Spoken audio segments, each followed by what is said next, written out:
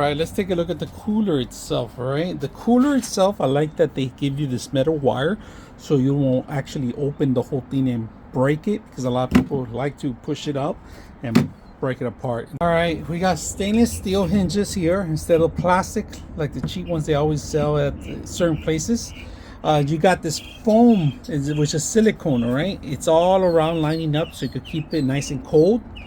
You got these two nice gripping handles on both ends, but on this end you got the higher one because this is more elevated, so you could actually drag it because of the wheels. All right, now one of the things I like about it, if you guys can see, these are plastic locks, but look at the locks themselves, stainless steel locks in here.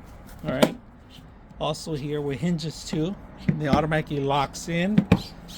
Two nice turbo wheels, the drain pipe here, the drain, and then of course you want to get it, it has a grip here too.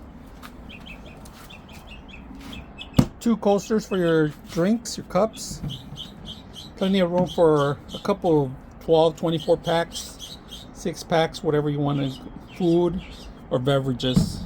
All right, so retains the cold for many hours.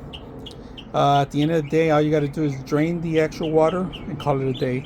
So to dry it up, this is what I do. I just drain it, keep it open for a couple minutes, maybe an hour or so, and then come back, or half an hour depending on the sun, and put it away. But overall,